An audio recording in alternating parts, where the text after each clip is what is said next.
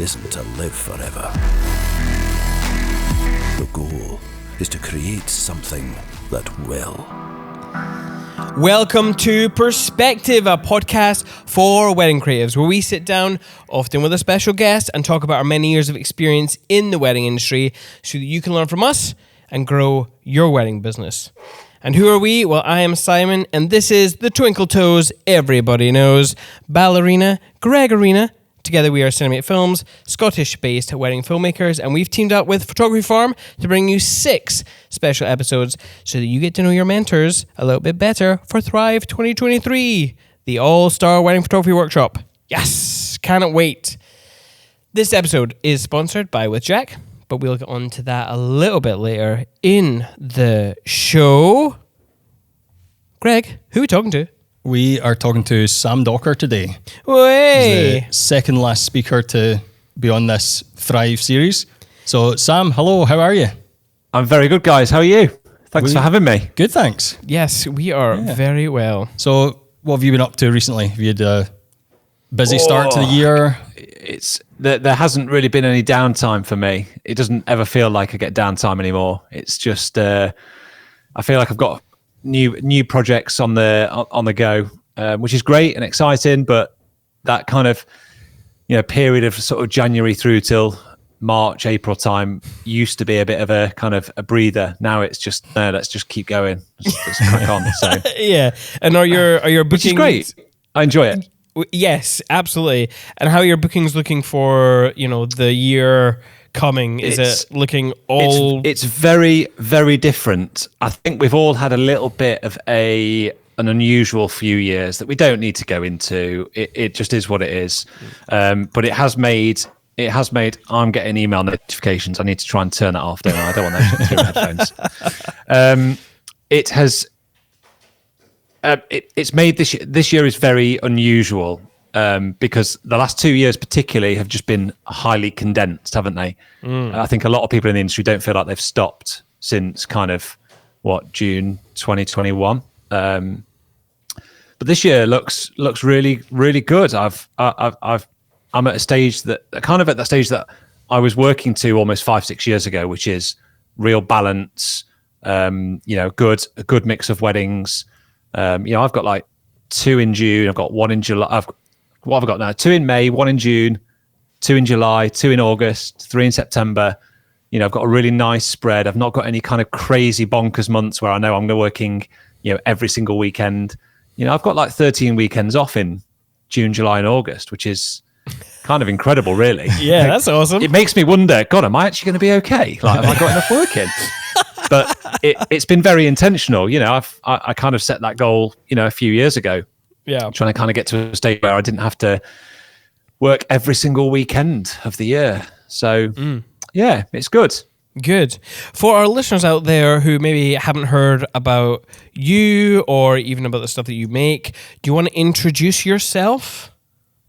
I can try. I think I don't know. I mean, it's hard to do. It's hard to kind of talk about yourself, isn't it?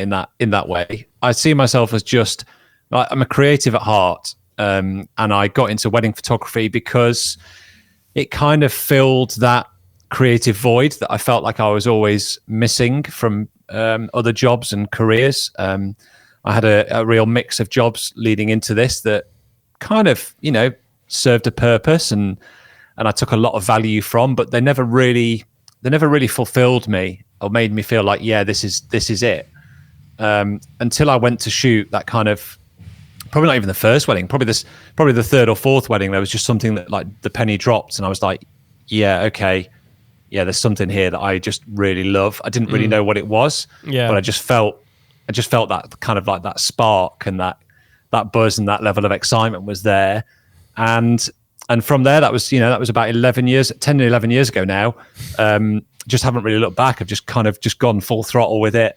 I'm not somebody that kind of, does anything half-heartedly. If I'm like going to go for it, I get all the kit, I get all the gear, I learn as much as I can, and I'm just like, no, I'm going to do this, and I'm just going to go after it. And yeah, that's in the shortest possible sense. That is what I'm about. And I think over the last few years, that's kind of changed a little bit. I'm still a wedding photographer at heart. That is still my kind of that's like my bread and butter, I suppose. Like that's my core offering. But since sort of 2014, 15, I started to like do a bit of teaching. I did some workshops, and like that buzz that I get from weddings, I also get that buzz from helping other photographers and, you know, passing on knowledge and like seeing them kind of go on that journey and move into business and developing their careers. Yeah. And then sort of 3 or 4 years ago, I suppose probably it was like a byproduct of the pandemic, was that all kind of moved online. And I remember doing like a Zoom workshop just to kind of try and get some kind of income in, and had, I think, 100 people signed up to it. So I was like, oh, hold on a second, there's something in this. And that's then shifted into kind of creating video content rather than doing it in person. It's all created, you know, me doing it to camera, and that's all now hosted online. And the last 2 years have been bonkers, really. It's all kind of shifted, and we're just about to launch today what I suppose is like the third or fourth version of that course. Ooh, exciting. And yeah, it's just been a bonkers journey. I'm now in a studio. We've started YouTube. I'm kind of going off on little tangents here, but that's kind of where it's been in the last few years. It's been like, let's just try these things. I've got a podcast, you know. Yeah. It's been non-stop. Yeah. And I mean, so I actually listen. So you didn't mention your YouTube yet, but I am a subscriber to your YouTube channel. I do enjoy your little podcast. I like that very much.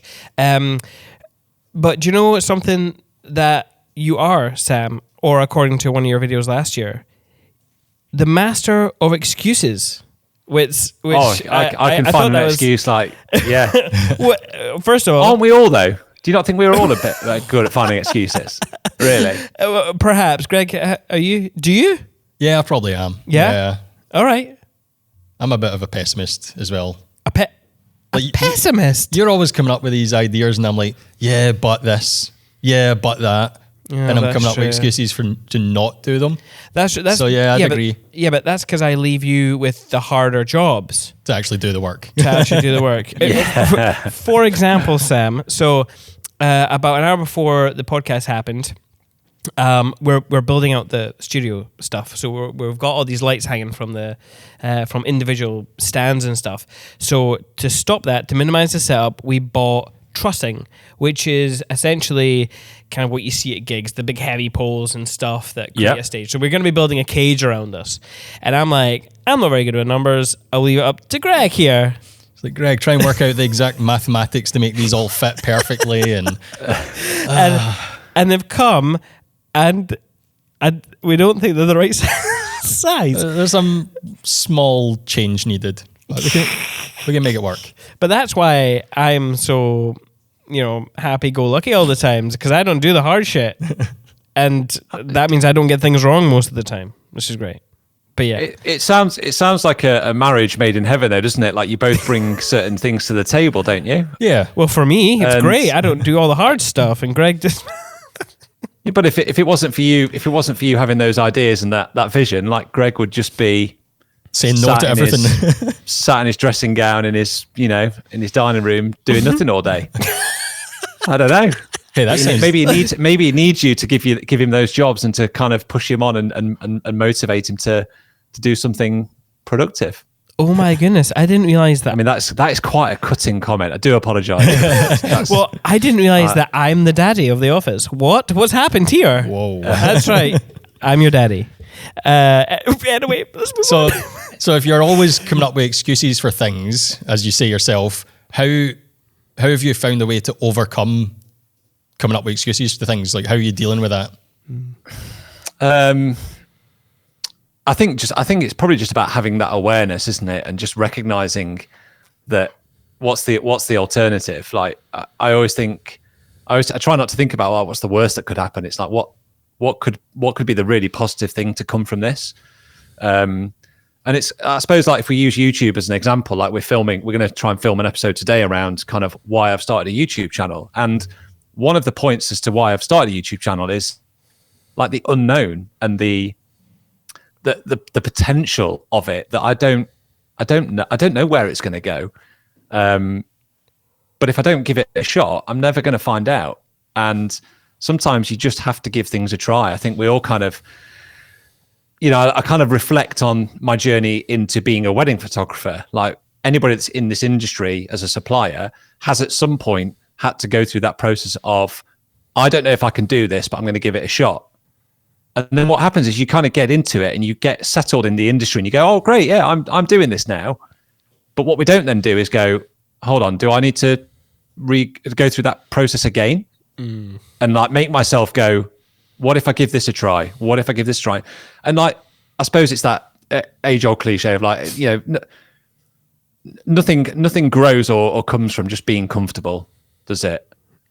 Very You true. know, if we're all just sat around going, well, I'm great here, things are comfortable. It might be great and comfortable, but only for a certain period of time. There comes a point when it catches up with you. Yeah. And I think I'm just very aware of people catching up with me and just trying to like let's move to the next thing. And the benefit of it all is that I learn new skills and I grow and I develop. And I think when you're self-employed, like you really have to make a very conscious effort to do that. Yeah, I think you're right. Yeah, 100%. Because if you're in a job, if you have an employer, you know, they're often putting you through training courses or development programs. But if you're self-employed, who's doing that for you? You've got to do it. You've got to do it yourself, haven't you? So That's right. I suppose this is my way of kind of trying to focus on my own personal development, and the byproduct of it is that things just feel like a bit more easier and a bit more comfortable when you've gone through that process of shit, I don't think I can do this. Shit, I don't think I can do this. Shit, I don't think I can do it. Oh, I've done it. Oh, it's actually okay. Oh, right. What was I so worried about? Yeah. Once you've done that, I think once you've done that, once you've been through that process, you then realize that actually going through that process is really healthy. Totally. Because then things just become a bit more comfortable. And I've done a YouTube intro this morning, and I did it pretty much in one take. Did it without a script. Just had a few notes in my head, and I was like, do you know what? Like, even 4 months ago, I would have spent an hour trying to do that. Yep. We've all Yeah. been there, Sam. We've all been there. Do you know how You know. long it took me to do the Welcome to Perspective podcast? That took me months to learn. Yeah, And now it just comes Yeah. out like natural. yeah. Yeah. And Some I might think say a lot too of much. a lot of what I've done over the last 2 or 3 years, I can actually, it's really strange when I think about it, but I can tie a lot of it back to that first point where I just spoke to my camera on my phone for Instagram. Yeah. Like a lot of it goes back to that point because it was so unusual and alien at the time. This is in like I think it was in 2020. And I felt so uncomfortable, but actually only good things came from it after a little period of time. Like, you know, there were loads of times when I deleted it. I shot it 4 or 5 times, maybe even more than that.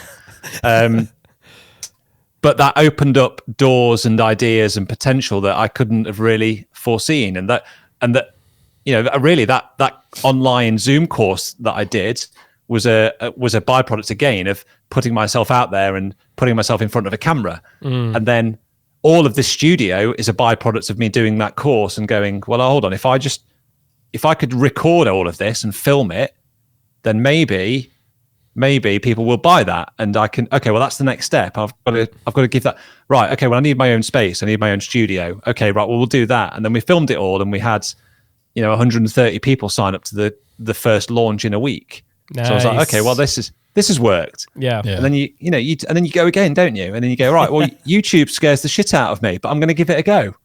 And Would you? Yeah. it's just going through that process as many times as you possibly can, rather Yeah. than just sitting around being comfortable. Yeah. And the the question is now: do you call yourself a YouTuber? Because I feel No, like that, not yet. Not yet. No, not yet. I don't know let's, why, Let's but- not get ahead of ourselves. But you're a podcaster though, because you've started Yes, up yeah. another idea with Igor. That's right. I yes. love So- it. How did that? I'm assuming, given that I know Igor pretty well, I'm going to guess that he's the last person that's on your podcast. Well, he booked in before you. He would- but he you booked would- did he? in. Yeah, I thought he did. It For was a couple of weeks' It time. was close, Sam. We had to chase you up. Yeah, I know you did. I know. I've had a lot on the go. I've had a new I kitchen know, at I know. home. It's all been a bit mad. But Yeah. So how did no, that like relationship come yeah. about? So Oh, yeah. so we me and Igor sat down in I think the summer of 2019, and we met up for a coffee. We'd shot a wedding in Mallorca. Well, both shot a wedding in Mallorca on the same weekend, and ended up meeting up for dinner and stuff. And we just had a chat, and we were like, we should do something here. We should just meet up and just put some ideas out there. And the first idea that came out was just go, let's just start a YouTube channel. And this is in, I think, 2018, 2019. And nothing really came from that. It was an idea that was just on the shelf and we didn't really pick it up. And then I suppose once I moved into the studio, we'd kept in touch and we were always chatting. Once I moved into the studio and I realized we've got the space and the possibility to produce something, because you do need a space, don't you? You guys are the same. Like Yeah. There's only so much you can do with, over a Zoom call, from your spare room. Like you need a space, right? And we were just like, look, let's just give it a go. Why don't you just come in and we'll film a few. Igor came in one sort of like November day just to go like, let's just do a test. And we ended up just filming an episode and we're like, okay, well, we've done that now. And we just wanted to, I think both of us are kind of, we have this kind of shared interest in just the creative industry as a whole, rather than it just being about weddings. Yeah. Yes. And we really wanted to just kind of open up the conversation around just being a self-employed creative, really, and just running a business. Yeah. And again, it's one of those things like we could have found plenty of excuses. They were there, and we didn't. We just thought, no, come on, let's just give it a shot for 4 or 5 months, see what happens. Let's get some episodes in the can, put them out there, and it's been really well received. It's grown really well. The numbers are really kind of impressive for where we're at, but there's still a lot to do. Yeah. Yeah, it's awesome. It's awesome. I love it. Well, so your relationship with Igor, like, what do you like most about working with Igor? Like just having someone there, it always makes me feel better. And I love photography. I know photographers can get quite lonely, and filmmakers can get quite lonely. Like, so yeah, what benefits do you reap with working as a duo, or even more people from your office? I think I'd find it incredibly difficult to do the kind of podcast that we do on my own. I think, kind of like you guys, like you have a relationship, you both bring things to the table. Me and Igor both have very different but kind of complementing styles, I think, in how we go about the podcast. Igor's very big into kind of doing his homework and diving into what their background is and thinking about these questions. Whereas I tend to now, I've realized over the past sort of, few months that actually I almost go into most of the interviews now without any notes and any kind of idea of where it's going to go, and just kind of just pick up questions as they appear. And just a bit more free flowing, but that kind of works. Like we both kind of know when to step in and ask something, and it's just that kind of that mutual understanding of working together. Does Igor have like any anything you don't like? Like any bits of him that you kind of, I don't want to say. You're hey, are there any bits? What are you doing? What are you doing here? There is nothing I don't love about Igor. Hey, I'm going to be asking him the same question. No, he's a wonderful guy. No, I've got a lot of time. I've got a lot of respect for Igor as a creative as well. What he's done as a wedding photographer, I think, is hugely inspiring. Yeah. What don't I like about Igor? Guys, is there anything we don't like about Igor? I'm asking Amy and Courtney here in the office here. Come on. No, they both love him. They both love him. I've listened to your podcast. It's maybe the fact that he likes Prosecco? Are you not like an exclusive champagne person? Yeah, that could be it. Whoa. What's wrong with Prosecco? Sam hates it, apparently. It's just not champagne, is it? It's better. It's better. Not. It doesn't have that kind of... I'm not going to entertain this conversation. And that's the end of the podcast. Fair enough. But yeah, so you've got a course, you do some education, you've now got the podcast. What have you learned from broadcasting your thoughts on photography to the world? Like what have you learned from doing that? I mean, I don't know if you guys will relate to this, but like when I first started as an educator, I found myself going, no one's going to want to listen to me. No one really wants to listen to me. Yeah. And I found myself I had a lot of self-doubt. But the one thing that you learn from sitting down to kind of write content as an educator, and then I suppose putting yourself out there as maybe a podcaster or a YouTuber, is that it makes you realize that you do know some shit. Like there is like this. There is a bit of knowledge here, and I don't for a second claim to be like somebody that knows everything. I certainly don't, and I'm a long way off that.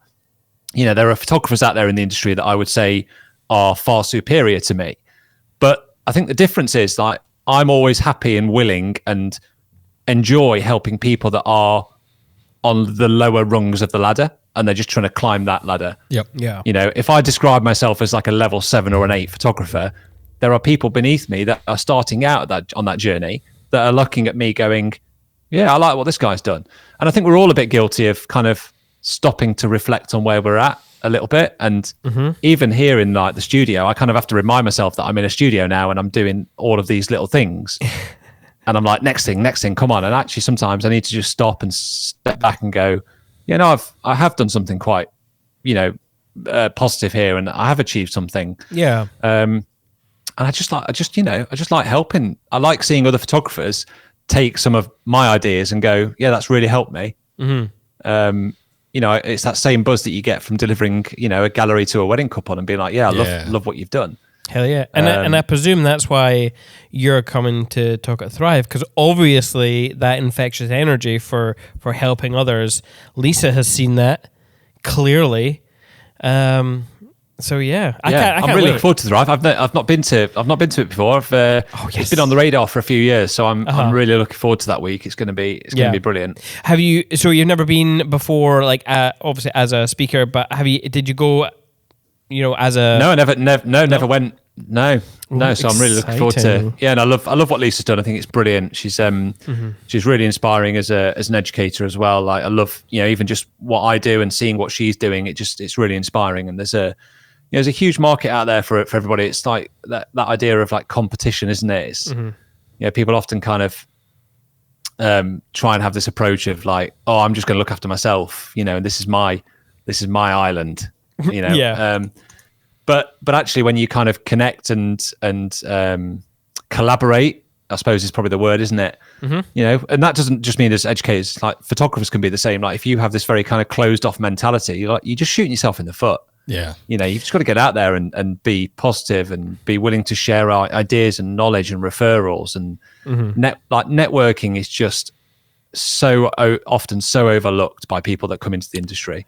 Like never underestimate the power of just building up a network of people around you. Definitely. Yeah. You know what? That's actually a great point, because like referrals, I haven't even looked at the percentages anymore, but referrals is a huge part of our business, and it takes the stress away of having to do like social media to like a higher standard. I mean, we're fine on social media, but it does take that pressure off. So that's nice. Yeah. Plus, it's also just like, if you have an issue, where can you go to? Like, who can you talk to? Can you talk to other people? Can you help other people who might be more willing to open up with their issues? Yeah, absolutely. You know, great. So it just benefits you and your business just beyond measure for me. Yeah. You know, it's like it's building up that web, isn't it? Of, you know, like we can't all be available for every inquiry that comes in. And, you know, I think it's important to build a network of people that are like-minded. They have a similar approach, they have a similar style. You know, like there's no point referring work to somebody that's got a polar opposite style and is a totally different price point. You know, I think that's often a mistake that people kind of, or a trap they fall into.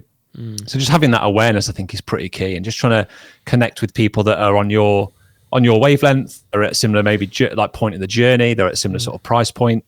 It can just be, you know, mutually beneficial to all parties, really, if you can make that connection. Yeah. I mentioned this on the last episode about, you know, if people are out there coming to Thrive by themselves or whatever, definitely hook up with others.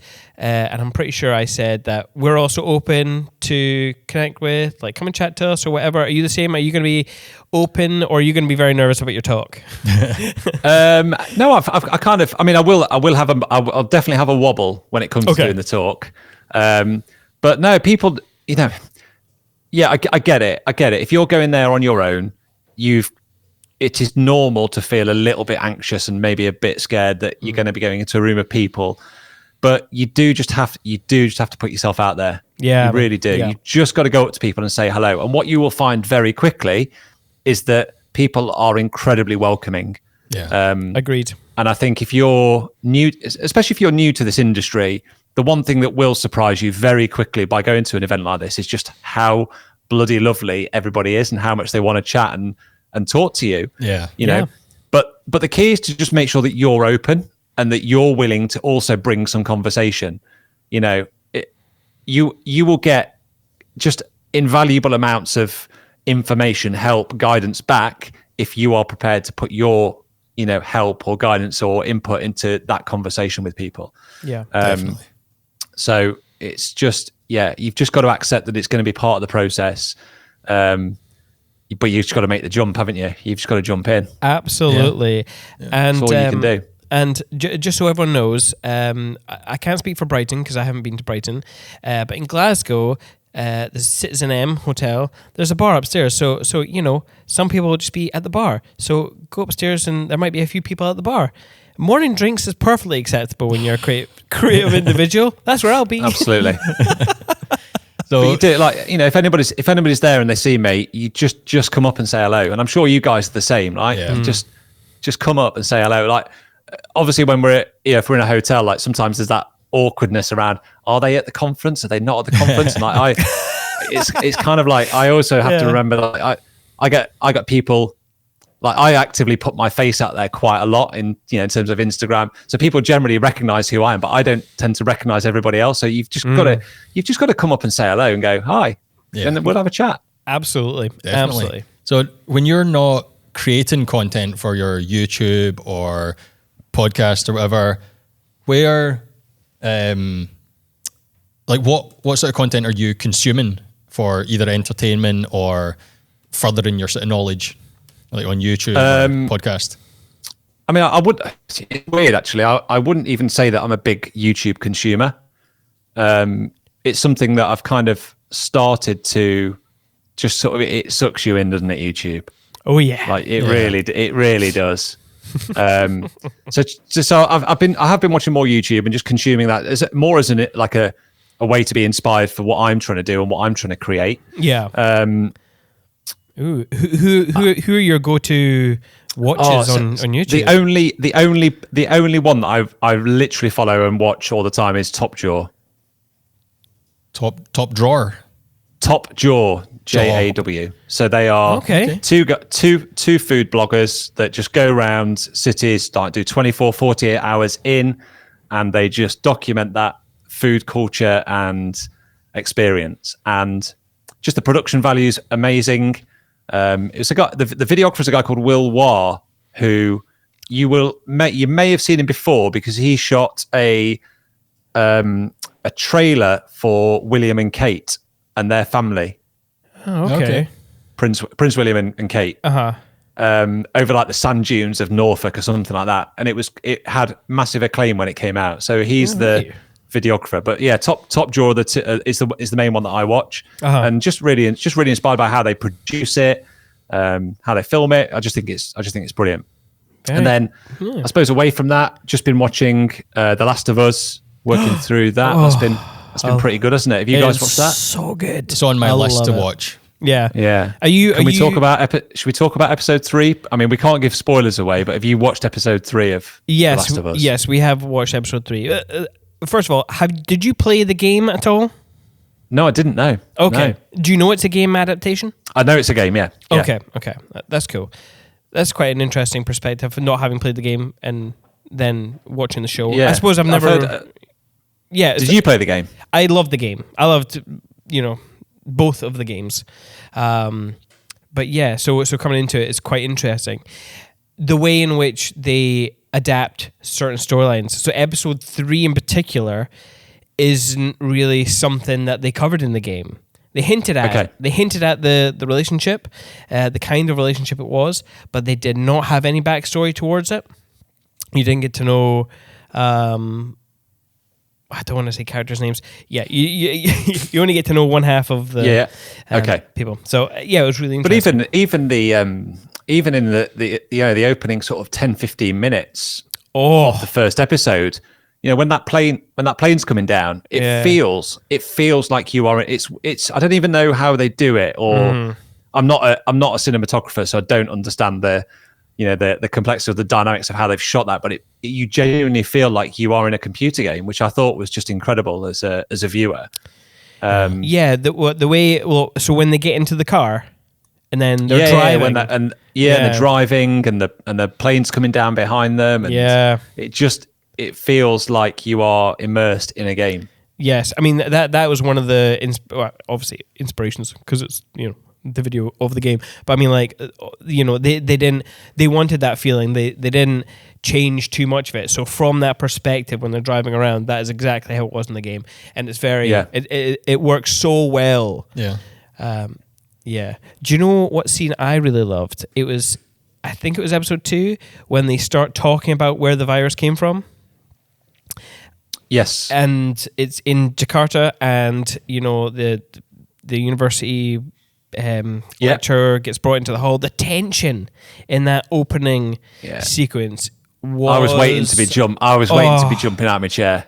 Well, that's the thing. Like, if you think about all the kind of tropes that we know about zombies and things, and they bite and all that kind of stuff, when she goes to examine that mouth hole, you're like, oh my God.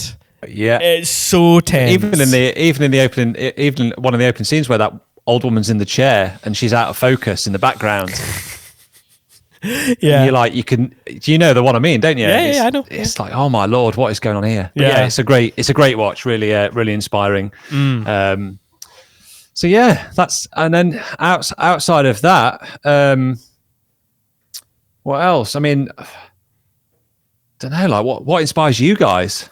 Like, what do you consume content wise? Do you know what I'm consuming right now? Is this Sam Hurd hating AI I saw that this morning. / Jonah Peterson? Oh my God, it's like a soap opera. That is. They're going to be having a fight in Dubai, aren't they, soon? Oh, like pay-per-view. Honestly, just reading the way that Sam writes about it. I actually took a screenshot. I'm not very good at reading, but Greg, do you want to read this? Have you actually read this? It's Sam's... I've only seen some... What Sam wrote... People talking about this morning as I came out of the gym, since you're better at reading than I am. So I've just to read this out. Yeah, go for it. AI promptists can't copyright the images they make. That's why I can freely post these images without credit. Okay, that's fine. So he's sharing people's work, but he's saying that it's not stealing copyright then. Yeah, but that's okay. But it's the way he continues. I could also sell these prints, but I'd rather not pollute anyone's homes with such patheticness. If you disagree with the mindset, then I'd love to live stream unfiltered debate with an AI promptist. So he's not even calling them artists, he's calling them promptists. If anyone wants to DM me. I mean, just the way he writes he's dangled the bait. He's put the bait out there, hasn't he? Oh, absolutely, absolutely. What side of the fence are you on? Ooh, I'll let you go first, Greg. I think it is art. Like, there's the grey area of the AI is taking stuff from pre-created art, but that's just. But aren't we all? Yeah, you're just repurposing stuff which people have been doing for years in different formats. Mm-hmm. So interesting. It is art, I think. It definitely is art because it's created a discussion, and I firmly believe that is the inspiration for art. It might be more than that. I don't know. And not having really thought about it or even looked at the processes behind how you create these images, I would think that yes, it is art. It's obviously not a photograph, which is interesting. So in keeping up with Sam's comments about the AI, I also remembered a guy who started up an Instagram account. His name is Joss Avery. So he was doing these black and white portrait images, and I'm pretty sure when he started, it was essentially to lie to people. Like, these are portraits, they're my work. Because people were asking him what cameras he uses, and he would say Nikon and all that kind of stuff. Obviously now if you go to his Instagram, it's very clear that he's this is AI art and stuff like that. So the portraits, have a look at his work. I mean, they're beautiful. They've obviously been photoshopped, but they're also not photographs. But they are very nice images to look at. It does worry me a little bit for photographers, and I'm sure, this will carry on to video eventually. But yeah. Yeah, the jury's out for me. It sounds like a cop-out, but I'm on the fence. You're on the fence? I'm on the fence. I have moments where I'm like, no, it's not art. You're just putting words into a computer. That's ridiculous. And the computer's creating the art. But then I'll kind of go, well, poetry's art, isn't it? That is... Yeah. That is, have you got something against poetry? No, poetry is art. You're ultimately selecting words and using a computer to create that. And the computer is the tool. The human is the inputting that data in the same way that I suppose I input data into a camera and the camera kind of creates the image for me. But then you're just putting words into a computer and a computer's coming up with it. Like, I don't know. I think this is going to roll on for a little while yet. Yeah. I don't know. It's ever going to I don't think it'll ever kind of be resolved where everyone goes, oh yes, no, it is art. That's it. It's confirmed. Yeah. I think there will always be skeptics. There will always be people that champion it and are pro it. And I guess the debate comes divide people because for quite a while. I guess the debate comes because it's not like the person is fully creating the art. Like they're relying on at least 50% of it to be done by a computer.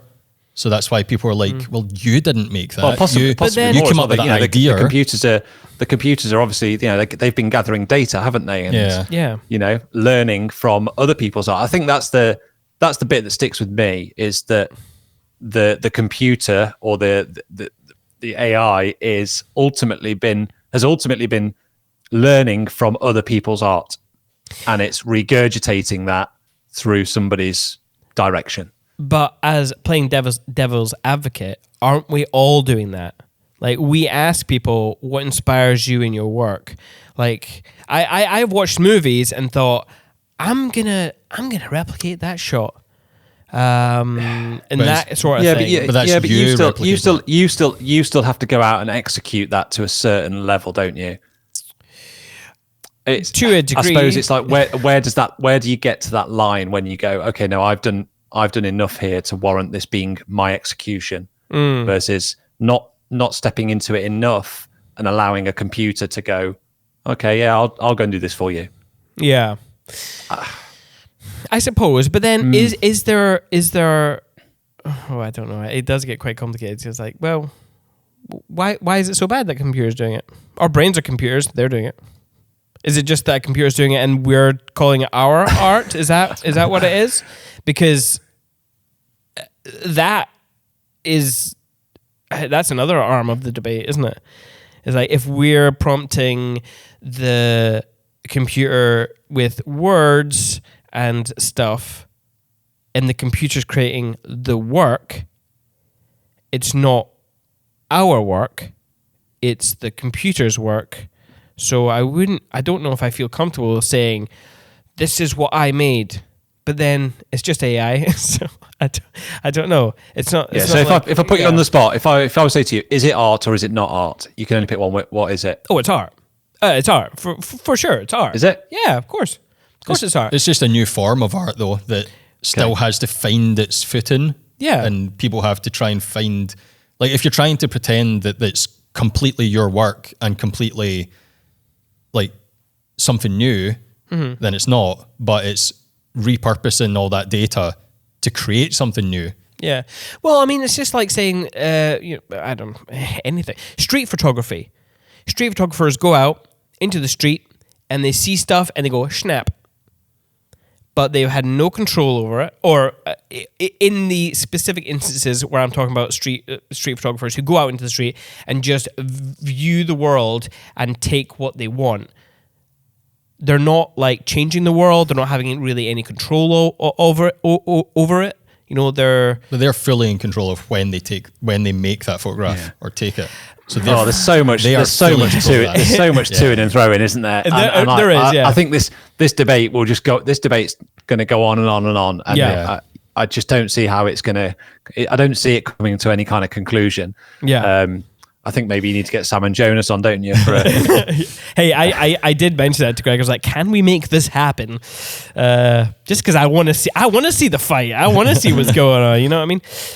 But yeah, the fact that we're having this debate is the most interesting thing for me. It was like, you know, when Andy Warhol, he didn't start. Did he start pop art? He didn't start it, but he was like the big name behind pop art. Like, it's a can of beans. Where's the skill in that? The skill wasn't in replicating the can of beans. It was the discussion of, is that art? You know what I mean? Anyway, I love this discussion, but we should move on. Let's talk about Sam's art. Sam. Yes. We're obviously going to be talking about your talk. But one of the things that I love that you do is something called story behind the shot. So I have 2 images of yours that I really liked from your Instagram. The line went a bit fuzzy then when you said something. What was it about the shot?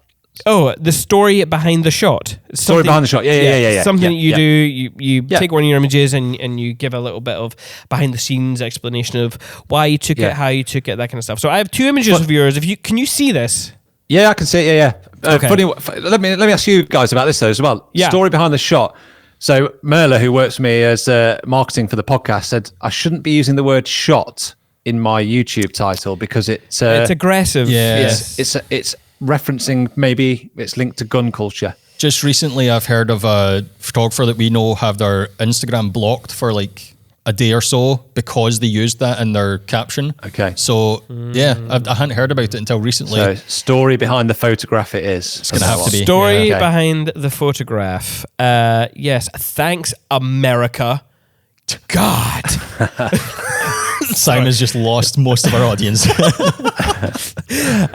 Anyway, yes, story behind the shot. Sam, this was on your Instagram, and to me, it doesn't exactly scream wedding image.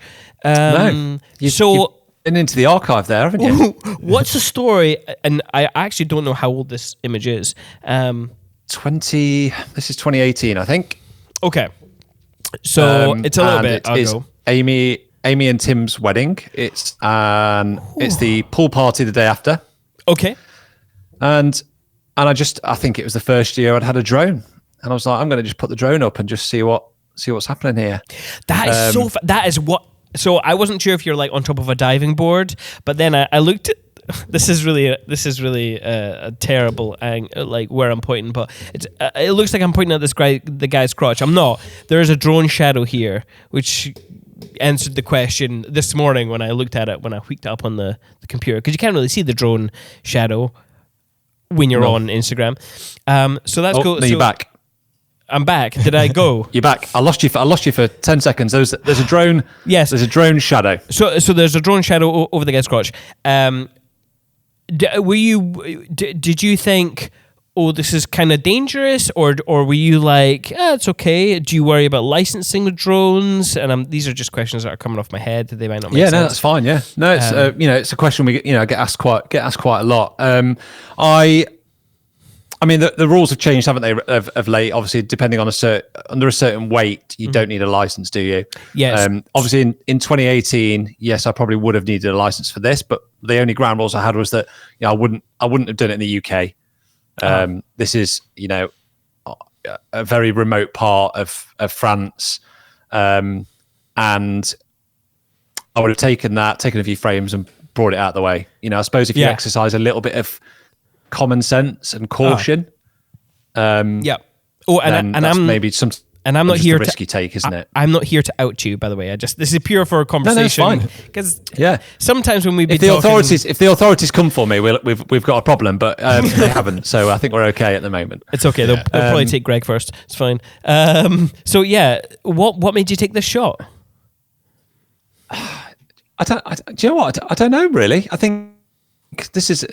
I could say that about most images. I think it is just trusting in the process, and so often, when I'm at a wedding, I don't really overthink whether something's going to work or not. I tend to have a much more of an approach of, well, I'm just going to take it and see, take it and see, take it and see. Okay. And it's just repeat that process over.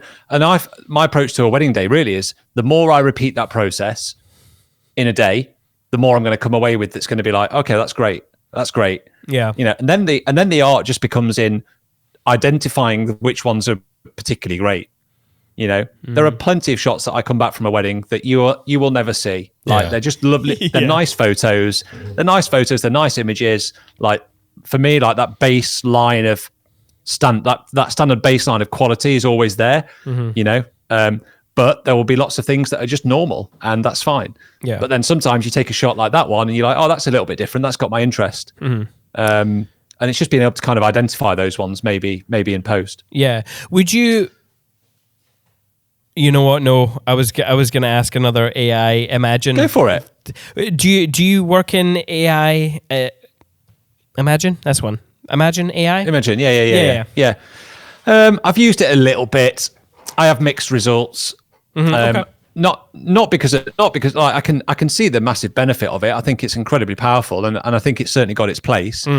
I just find myself going back through and making little tweaks and being like, oh, it's not quite right. I'm just going to adjust that. And then I'm at the point where I'm like, oh, hold on a second. So I've just paid whatever, 50, 60, 70 quid to have this edited. And then I'm going back through it again and spending 4 hours making tweaks. I'm like, I might as well just make the tweaks from the get-go. Yeah. I think it depends where you're at as a photographer as well. I think a little bit. If you're, I think AI for me, particularly imaging, and I think it's great. I think it's incredibly powerful. If you're maybe shooting like more volume weddings and you just need to turn them around, I think it's huge and really powerful for you. And now obviously you've got the is it narrative that it calls for you?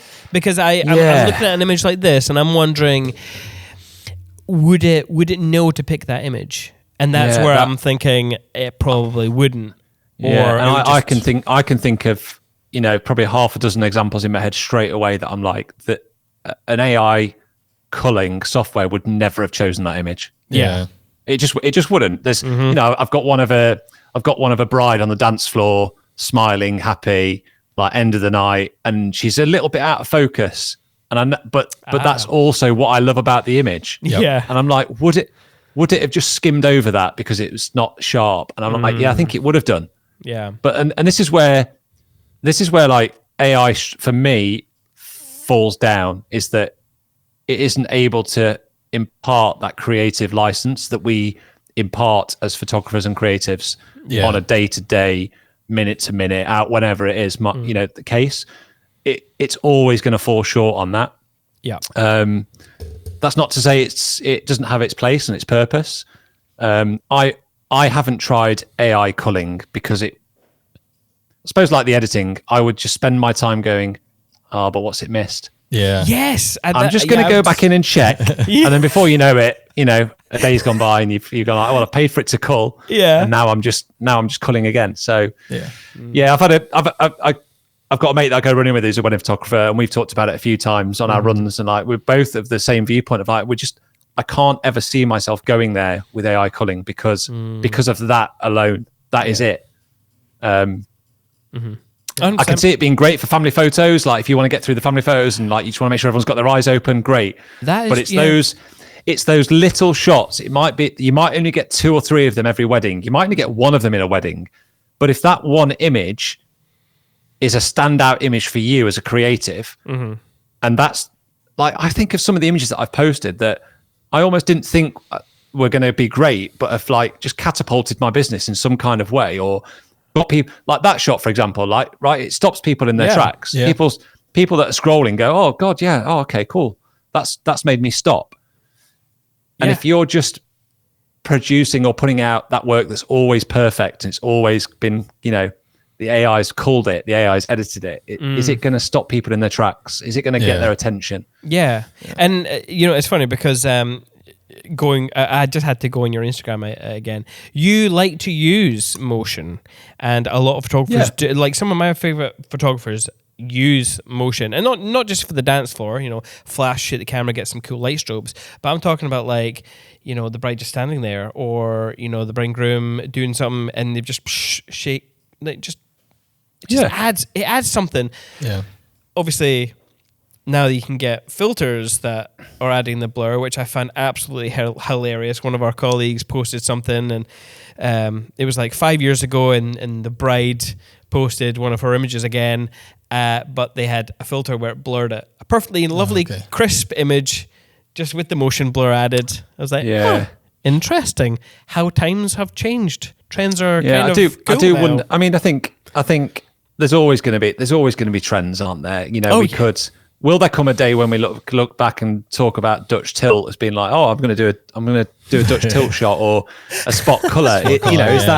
Is it? It's hard to imagine, isn't it? But I think there's always a place for it, and I think this is where, as a creative, like that's ultimately part of your job, isn't it? Is to be able to interpret it and to make that informed decision of, no, this speaks to me. I like this. I connect with it. Yeah. Personally, I love a bit of motion in weddings. Sometimes it's an accidental motion, like I've literally just got my settings wrong, and it's like it's an accidental fluke. But sometimes they can work out really well. Sometimes it is really intentional. Like it might just be that, look, I've got some great frames here.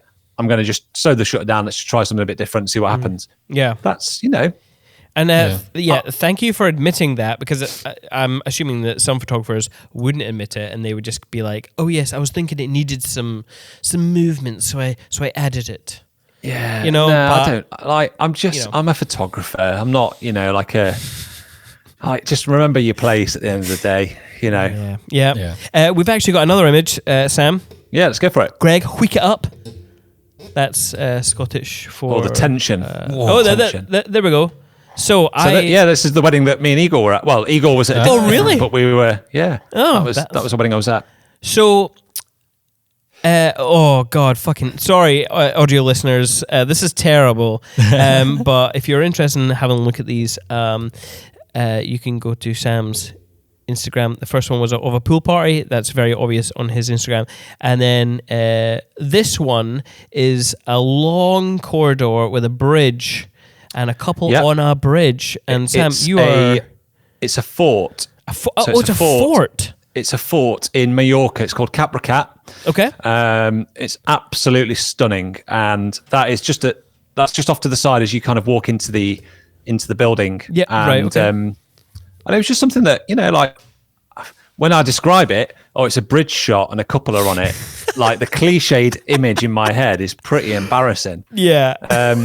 But this is a little bit different. This is a bit different, and it just got my attention when I walked past it. I was like, I might just get them up there later on at some point. And yeah. So it's just, again, it's the minimalism of it that I was drawn to. It's trying to create those images that maybe just sort of stop people in their tracks a little bit and make them go, oh yeah, I've not seen that before. Yeah. So let's talk about the practicalities of pulling a shot like this off, because you seem quite far away. Yeah, I'm on a 135 there. Yes, I was going to say it's certainly 85 plus, so your 135 is spot on. So when you had this idea, did you just say to the couple, "Hey guys, go up there and dance, and I'm going to run down freaking mile away, and I'll shout to you when to go"? How far away am I? I could just about shout to them from where I was. Okay. We had to walk through different, like once we separated, it was like a couple of minutes before we both got into position. And I just said to them, look, I want you to go and stand up in the middle, and just be comfortable doing whatever you guys want to do. If that means you want to have a dance, if it means you want to just stand there and hug. And there are loads of shots. They were there for probably 3 or 4 minutes. So there are photos of them there, like having a kiss. There's photos of them there having a hug. There's photos of them there having a dance. And again, it's like, okay, well, let's just work that scene. Let's get whatever we can out of it. And then again, the art is in culling it and being able to identify which of those sequence are the ones that really stand out. And that just happened to be the one. Yeah. I mean, I love it. I think it's great. The negative space. I mean, it was, the negative space that the walls are creating on the side, creating this kind of V shape is wonderful. Yeah. The one thing that people won't know about that, maybe I'll do a YouTube on this one as well, is actually that the raw file, there's a lot of mess in that kind of There's like a fence. There's loads of like green foliage. Like on the water. Oh, in the water. So in that yeah. space, in that space there, it's really messy. And that was just like, I don't do a huge amount of photoshopping. Like I don't tend to adjust images, but all it acted was it just acts as a distraction to the image. So, I actually spent quite a bit of time, probably like 15, 20 minutes tidying up that particular image just to make it really clean and really kind of like let the focus be the couple and not that kind of jarring element of scrappy leaves and twigs and branches coming in from the side of the fort. Yeah. So you've obviously got like, I would call this like a hero image that you post on your Instagram. You know you're going to put that extra work into taking some stuff out of the background. But what generally throughout a wedding day, what are you sort of looking for from your photography? Are you looking for emotion, light? What's important for you when you're creating an image? I mean, both of those things. I think at the absolute core of what I do, it's always around people.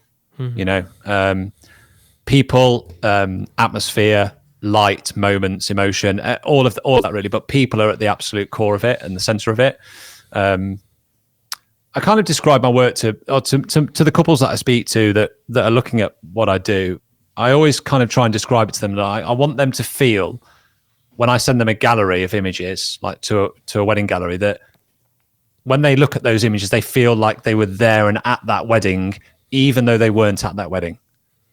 I want them to feel like they're part of the scene and they're in it and it's immersive and they can feel what it was like to be in the room, to be in that space. Yeah. And that comes through a variety of ways. It's like it's being able to read the space and read the room and to be able to engage with people, to be in incredibly close proximity to people. I think that's the thing that I think a lot of photographers struggle with, is that like invisible barrier, isn't there, of oh shit, I don't know, shall I step in? I don't know. I'm like, I just step in. I don't really give a shit. It's like I'll just move in and take a shot and then move out.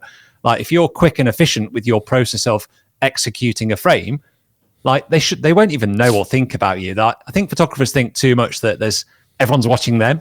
Yeah, and they're not. They're looking at the couple and they're looking at that. Like just move in quickly to get the shot and move out. Absolutely. There is, I mean, if you want to worry about someone watching you, it's the video person. Always watching. Yeah. I want to ask, so you obviously do a lot of destination work, you do shoots around the UK. What is it you personally want to get out of photography? What is it you want to get out of specifically wedding photography? Yeah, that makes you want to continue doing wedding photography. Yeah. So I suppose over the last sort of 4 or 5 years, my focus has been, how do I carry on doing wedding photography, but not every weekend? How do I kind of get to the point where I can charge more so I can shoot less? And that all comes back to like just wanting a bit more balance. And, I've got 2 young kids and like, I want to be able to spend time at home with those guys. And that's really been a focus over the last 4 or 5 years. But I don't see myself stepping away from shooting weddings because there's just that absolute buzz and adrenaline that I get from that process. Yeah. I think what I love about weddings is just like the unpredictability of them. Like I remember going to those first few being like a bit terrified, thinking, oh shit, this like, I remember the first one I went to almost ringing a friend who wasn't really much of a friend. It was like just some guy that I knew for a few months that was doing wedding photography. And I phoned him to say, can you cover me? I don't feel very well. And I'm like, now I go to weddings, I'm like, right, where are we, guys? What's happening? Okay, great. Yeah, brilliant. Okay, let's go. I did the same. And almost just absolutely trusting in that process of like, okay, I'm here. I know how to take a photo. I know what to do. I'm not going to have any preconceived ideas of I need to get this shot and I need to get that shot. I'm just going to sit myself down in the roller coaster and I'm just going to move and I'm just going to let it take me. And the photos will be what the photos will be, Yeah. But all you can do as a photographer is make sure that when you turn up to that wedding, you give 100% of your time and attention and your focus. Mm-hmm. And like, even if the photos, even if I came away from a wedding and I didn't have those hero images, you know, I would still like to think that that body of work reflects the couple's day. Yeah. Yeah, totally. Yeah. That go with the flow attitude is definitely something that comes with time. Like if there's newcomers, newcomers listening to this and they're like, oh my God, I'm still panicking about every wedding day. Like over time, like 11 years, we've been 11, 12 years as well. So same. That sort of sit back and go with the flow, and you'll be able, the confidence of knowing that you'll be able to create good images for this couple comes with time. Like it will come eventually. Totally. I mean, you never should lose sight of that. I suppose it's like a little bit of pressure. Like I never get, you know, you're always walking that fine line, aren't you, between confidence and arrogance. Like, I would never go to a wedding and go, yeah, I know what I'm doing here. I'm just going to rock up and do it. It's not a problem. Yeah. You know, I always want to make sure that I'm going to deliver for my couples. I suppose the point we're talking about is just understanding like that, you know, that process of creation, isn't it? And I think when you put yourself in a place of going, I need to get this, and this, and like, that's it. If I don't get that, then I'm going to be in trouble. Like all you're doing is closing those sort of doors to potential images that would have just been part of that process that you would have naturally navigated to had you just let it take you. Yeah. And that's hard. It's hard to do when you're starting out because it kind of goes against everything that people probably want to tell you, you know, which is like, you need to get these shots. You need to get these shots and these shots. Yeah. It's like, okay, well, I'm going to get those anyway because that's just part of the day, isn't it? It's like, I'm going to get the couple kissing after the ceremony because that's just going to be part of the day anyway. Yeah. But yeah, it's a funny process, isn't it? You know, obviously we sit here with hindsight knowing, you know, that, you know, between us almost 30 years experience then really that actually just being, I think the biggest thing is just being present. Yes. Being present, being observant, and also just kind of like being open to engage with people, you know. Agreed. I love engaging with people, by the way. I love it. I love the banter at a wedding. It's so much fun. Yeah. Like once you open yourself up to it and you're like, oh, you're at a party, for God's sake. You know what I mean? Yep. Like at the very, like, pull everything back. You are working at a party. That's fucking awesome. Fucking yes. If you can't enjoy that, something's wrong. But it's also, you know, it's also an incredibly powerful marketing tool. Yes. You know, like if you can turn up to a wedding and you can deliver like a really high standard and quality of work and product, and then combine that with being a nice person, being an engaging, likable person at a wedding, you put those two together, like people are like, oh yeah, I remember Sam. He was great. You should book Sam. Yeah. Yes. You know, like that's people buy into people, don't they? And it doesn't matter what trade you're in, what industry you're in, that always applies. You know, it's the same for builders and electricians. Yeah, I agree. You know, it's the same for when you go into a shop and you get a really personal level of service, and it doesn't matter. People remember, like, you know, that customer experience. Yeah. And the two go the two go hand in hand. You have to be able to kind of back up your likability with a top end, high quality level of product. But if you're also delivering a high level quality product and you're a complete knob, you know, you're not going to get work. I'm sure that like is eventually you will be found out. So, yeah. I do wonder if that is a technique that someone's used, because I mean, like film directors have been, you know, known for there being shit to crew and cast and. No one in particular. I'm not like name calling out anyone, but you know, like, there's kind of like that stereotype of a shouty person to get what they want, but it's okay because like they are the gods of their craft type thing. You know, yeah. Do we think times have changed? I mean, times have changed. You can't do that. Times have definitely changed. You can't do that anymore. For sure. Yeah.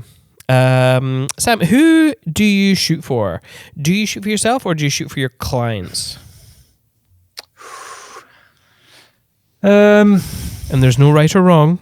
It's okay. No, I mean, I genuinely, this isn't me sitting on the fence. I genuinely think it's a bit of both, and I think it should be a bit of both. You know, like at the end of the day, my clients are paying me. Like they're paying me to do a job, and there's a level of expectation there. But I also genuinely believe that part of the reason they're paying me is because they trust me, and they trust my interpretation, and they trust me to produce. And I produce at weddings, and like the work that I create is born out of what I connect with and what I'm inspired by. It's, you know, it's my vessel of creativity, and you always do that for yourself, don't you? Really? Yeah. But now you just get paid to do it by someone. So it's hopefully. I think it's an almost impossible question to answer, really. Yeah. I couldn't say that I shoot just for myself, because I'm like, no, the clients are paying me. And I couldn't just say, well, I'm shooting just for my clients, because there's always an element of like, no, but I'm shooting for, like, this is my process. Like, this is what I'm drawn to and what I connect with, and that's born out of my interests and my passion. So I'm doing it for me as well. Hell yeah. Yeah, I think that's a fair answer, and this is a question that Simon's introduced to all the speakers for Thrive, and it's been a sort of recurring topic. Majority of people have been, it's a bit of both, really. Yeah. So, It's interesting to see the difference how newer people answer the question compared to people who have been in it for a few years. What the difference is? So the main thing is, if someone is portfolio building, and if they're portfolio building, they're thinking business first. They're thinking, I got to get the shot. So there's a wee bit more of a skew towards shooting for themselves. Yeah. Think about that portfolio. They get excited when they go to a new venue that they really wanted to shoot at, so they up their game a little bit more. Yeah, and if I think about the what I just said, like upping my game. If I was to up my game at a wedding, I don't know if I would change anything about myself, because I'm always like on top form. You know, like when it comes to like you bring the energy. Yeah. But I think I would naturally always put in the energy anyway. So and I think as wedding photographers and filmmakers, I think we would all do that. But anyway. A little bit of a brain fart there. Do you know what happens if you do have a brain fart at a wedding? You can use your insurance. So this is a little segue into the insurance ad. Hey, I'm Ashley from With Jack. I'm one of the sponsors of the Perspective podcast. With Jack helps to keep photographers in business by supporting them financially and legally if they have problems with a client or they make a mistake in their work. We've all had that fear of our CF card or our hard drive failing and losing important photos. You can find out more at withjack.co.uk. Head over there and find out how we can help you be a confident creative. Also, if you want more perspective, you can follow us at YouTube at youtube.com/@perspective by Cinemate. Hit that subscribe button and get more episodes. Yes. Also, let's move on. I'm losing my mind. Sam, is that a beer on your table, by the way? Have you got a beer? Non-alcoholic beer. What a great, is it? You reminded me. Days Lager. Days. We met the owners or founders at a wedding up in Aberdeenshire, and it's actually pretty good. Like, I don't drink non-alcoholic beer much at all, but we stocked up the fridge in the studios for everybody to drink, and it's pretty good. Brilliant. Yeah, it's lovely. Do you know, so you get non-alcoholic beers that are like 0.5, and everyone gets really uppity about the 0.5, and they always think, oh, it's not alcohol free, is it? Because there's some alcohol in it. What brought me onto that was the fact that this has 0.0% and like no alcohol whatsoever. However, I don't know why people get uppity about the 0.5%, because a fucking banana has 0.5% alcohol in it. You know what I mean? No, it doesn't. That is apparently you know what? I've not Googled it. You know what? I should probably research. Is this something you saw on TikTok? That can't be right. I think it might be. Hang on. Should we Google it? Let's just get on to the talk at Thrive. Who told you that? I mean, if it is, I'm just Maybe if you've left the banana for like 3 weeks, it's got a bit fermented and then it's alcohol. That was my thought. That was my thought. Maybe not fresh off the tree. Okay. Ripe bananas can contain up to 0.5 grams of alcohol per 100 grams. So I suppose it's not. Well, I'm not very good with my percentages or maths or English, clearly.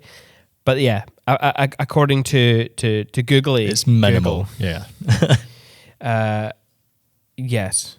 God. Basically, you're not getting drunk off bananas. No. No. It's not happening. No.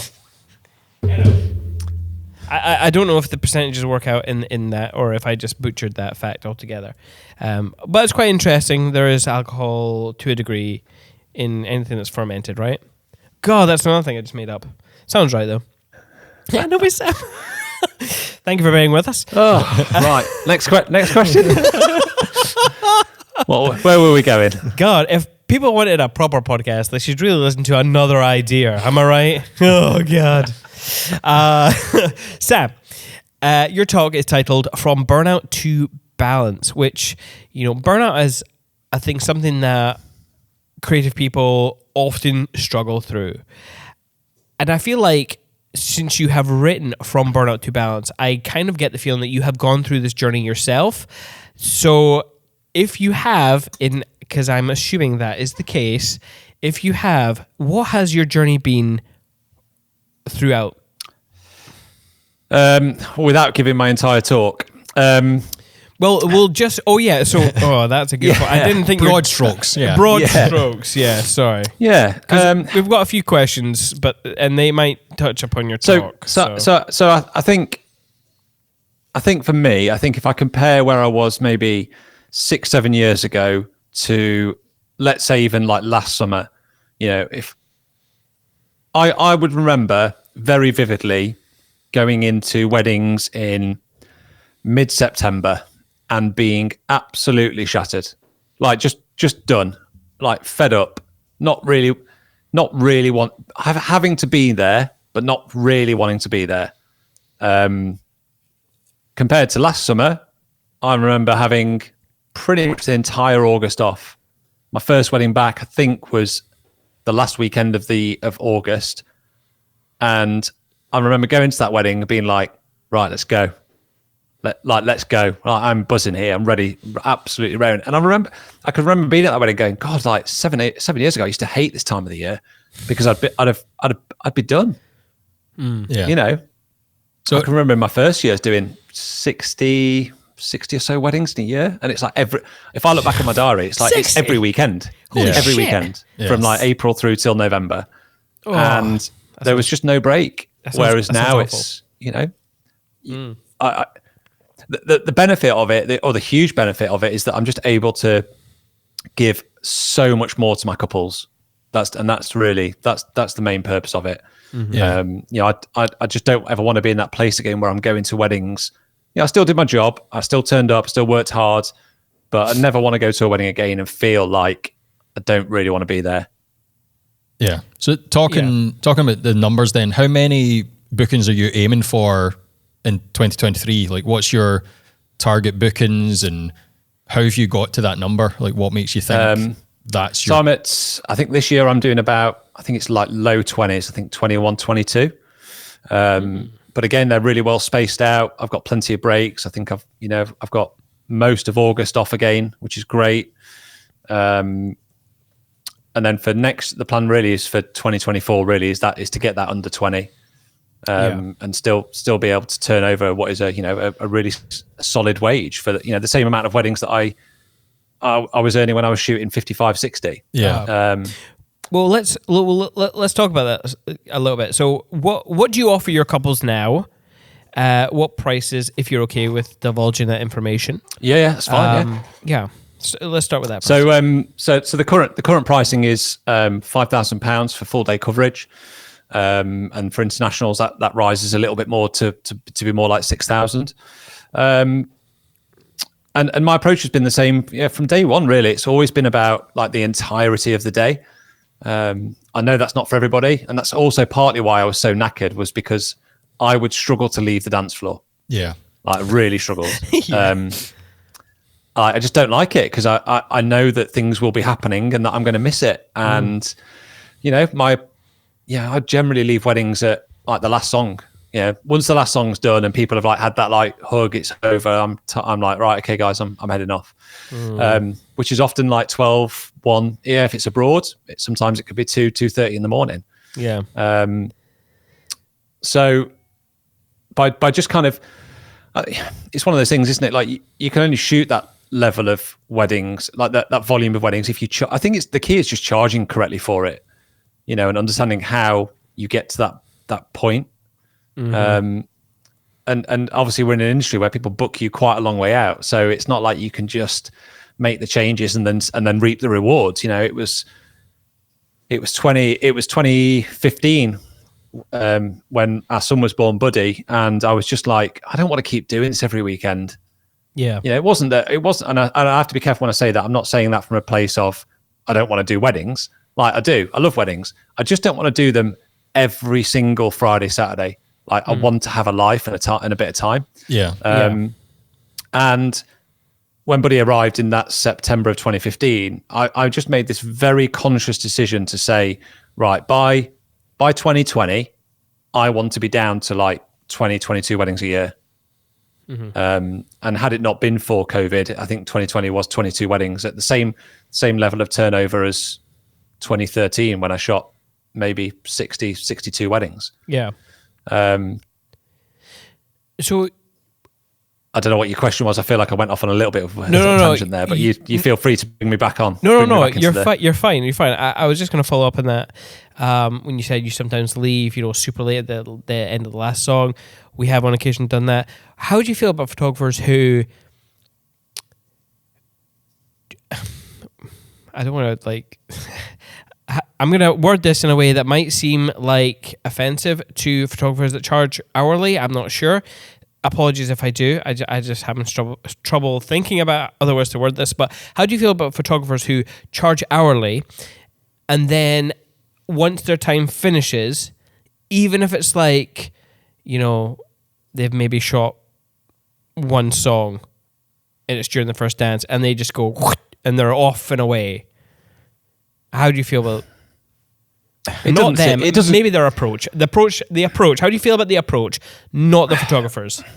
Yeah. Well, I think when you've shot more than like 2 weddings, you very quickly realise that like timings don't always go to plan on a wedding day.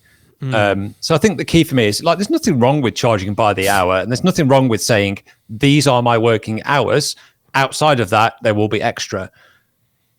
I think the problem that the issue or the scenario that you've painted there about leaving like one song into the first dance comes down to really just not communicating with the client what coverage they need in the first place. Yeah. Cool. If a client's saying to you, our first dance is going to be at 7:30, you need to be saying to them, all right, well, you need to book me up until 8:30, really. At least, at least, yeah. At the very least, because it's going to fall back. It happens every time. Yeah. And then it's, like, what, if you go 10 minutes over, is it really going to, I think you have to weigh up, the impact of that decision to leave at the point that you are. If like, really, what's the harm in staying another 10 minutes and just doing a little bit extra? Like the benefit of that to your business far outweighs those 10 minutes for me. Yeah. 100%. And we take the same approach, because, the way that we kind of word it to couples is because they will ask, oh, when do we get you? We say we are there to make an awesome film. When we have made an awesome film, that only then will we leave. Oh, when we have the content to make it. Sorry, yeah, I'm not editing during the night. Well, sometimes I am. So yeah, it's like if we feel we need more dance footage or we feel we need more evening footage, we're going to stay around. Yeah. So there's no strict time limit or whatever. Yeah. So sometimes that's like, okay, 4 songs in, it's been jumping, we've got plenty. Yeah. Let's just head. Other times it's like, no, there's more happening. There's going to be fireworks. Let's stay and get them. Yeah. So it's pretty flexible. Yeah. Yeah. And I'm never one to tell people like this is how you need to charge. Like I always think that's a very I always think it's a very personal decision to any business. Yeah. All I would say is like just have a little bit of flexibility and just a bit of obviously at the same time, like the other flip side of the coin is don't let a couple take the mickey out of you. You know, some couples will like say, "Oh, we only need you for 6 hours." Oh, but what we'll do is we'll get 8 hours out of them.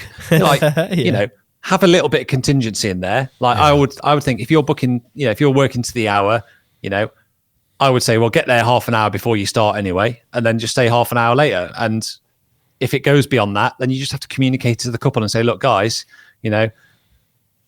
you've booked me for this time. It's now like you're going to need to do your first dance soon because I can't stay all night. Yeah, and 100%. Yeah. I've always found that like that conversation for me terrifies the hell out of me. So I'm just like, I'm here all night. Just, there you go. But the difference for me is that I charge for it. Mm-hmm. Yeah. That's the difference. Like you've got to charge for it. Well, hang on, Sam. You don't want to leave the dance floor. You're there all night. Shut up. You just want to party. I know you've got the dance moves. It's just, it is.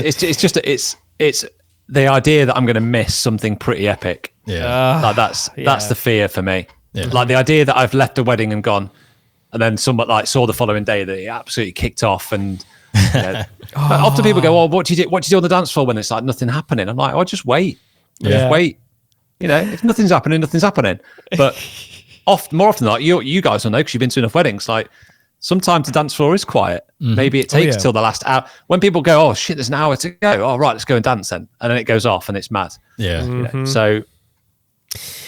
Yeah, I will always remember that time we were shooting in Italy, and it was late when we left. It was late, but the party ended up in the pool underneath. Oh, okay. And I was like, motherfucker, I would have loved to have brought my camera and gotten some like wild jumping into a pool kind of shot. People just drunk, wet, soaking. Like, that's how you need to end a wedding. I was so sad I missed that potential. Yeah, but it's always on my brain. You remember it? Yeah, I will. It, yeah, absolutely. Yeah. Obviously, we asked you what you charge now. What did you charge when you were shooting the 60 weddings that you were shooting in? I mean, for a long time, it was like 1,200 quid. Okay. Which, again, I'm even as an educator now, I'll never say to somebody like that's still a lot of money. Yeah. It's still if you can make it work, it's still really good. Uh-huh. But again, it always came back to this idea that I just didn't want to do every weekend, and the only way that I could do that was by increasing prices. Yeah. And there's lots of things that I'd talk to students when I mention them about pricing, but like the biggest one is that not everyone can afford you, and that's fine. Yeah. Mm-hmm. It's a really strange mindset to have, isn't it? Like that, you're going to turn work away. Like you will. I always had this fear when I was increasing my prices. I always used to think back to previous couples and be like, well, they were amazing. That was a brilliant wedding, and it was £1,200. Why no one's going to spend £2,000 on me now? Although that couple couldn't have afforded me at £2,000. Mm-hmm. But what happens is it's just a new door opens up that people have got that money and they are going to spend it. Yeah. And then you get to I was at 3.5 for quite a long time. I was like, I can't charge any more than this. Like no one's going to want to book me. Like I've surely peaked here. And then I think as a byproduct of COVID was like, I put my prices up before the COVID stuff got lifted because I could kind of sense that there was going to be this mad rush and that people were going to want these days more than they wanted them maybe a year or two before. And you put your prices up, you spend a few weeks going, oh shit, no one's booking. And then all of a sudden someone books and they just book effortlessly. And it's like, yeah, great. Okay. Sorted. Yeah. Brilliant. Yeah. And then you're like, okay, right. Yeah. People will spend that. Yeah. And, there's often this talk in the industry around like, you want to try and like appeal to yourself. Like you are your target client. I'm like, well, I kind of am, but I'm also not. I want me, but me that's wealthier. That's really what I want. Yes. That's how I feel. Yeah. And it's like you have to separate yourself a little bit and realize that there are people out there that have got just incredible levels of wealth. Mm. Yeah. Yep. And there are people that will value what you do and they'll push all of their budget into you to get you. And there'll be some people that will just like, oh, whatever, just pay it. It's fine. Not a problem. Yeah. Like, don't ever, I try not to, I never judge people, like never assume that you think, you know, what people have kind of got or what they're willing to spend. You know. Have you come across any photographers who their kind of, not motto, or their thought process is, oh, anyone should be able to afford you. So you should be reachable, obtainable for everyone who wants you.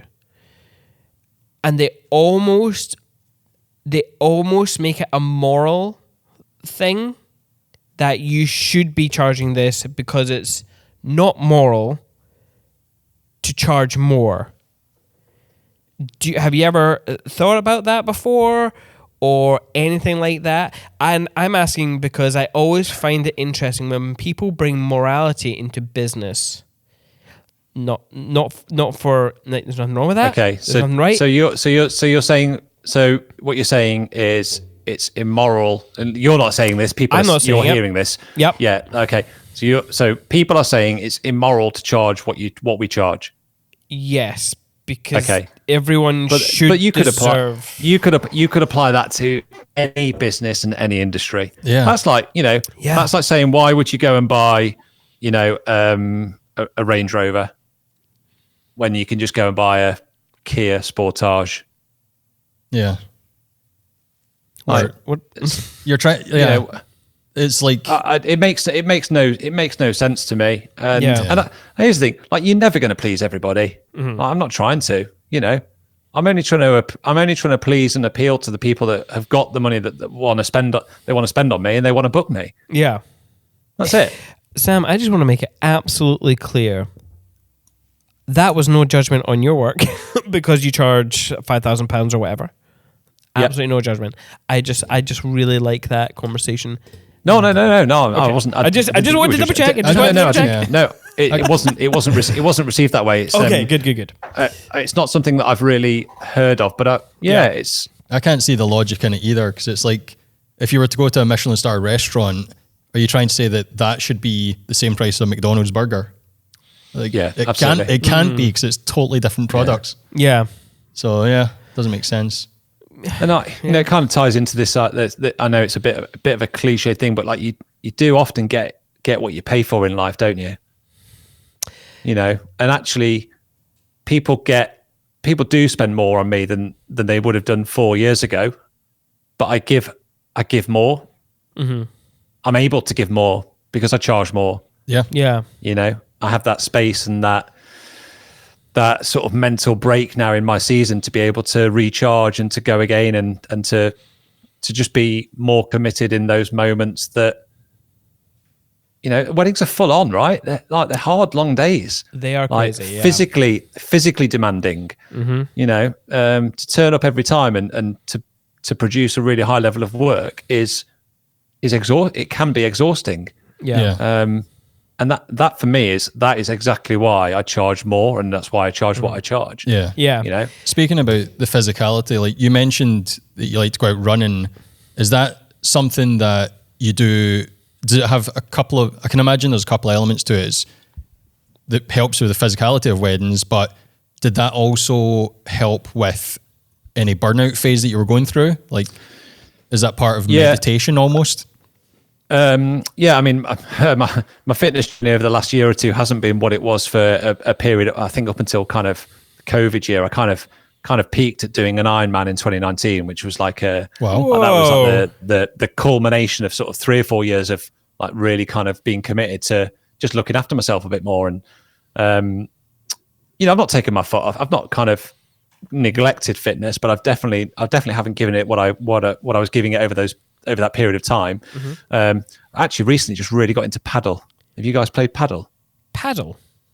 Paddle. What? No, what I've is- not played this. Oh What is my paddle? lord! It's like tennis, but with it's ping tennis, pong but in a bats. glass. Yeah, like small, like with harder bats in a glass box. Right. Oh. So it's kind of like it's kind of like got a squash element to it. Yeah. I'm thinking squash when you said paddle. but- Yeah. So, Okay. but it's brilliant. absolutely. I'm playing tonight, and just absolutely love it. It's brilliant. Oh, interesting. Okay. Yeah. Okay. But for me, fitness, it served a couple of purposes. I mean, obviously, I don't know if you guys have got family and stuff, but like just having kids, like sometimes just it's that headspace. It's just being able to kind of just go out and just have a silent half an hour, 45 minutes to yourself. Yeah. It was like the physicality of weddings was just starting to take its toll a little bit on me, in that sort of 2015 through to sort of 2017, 18 time.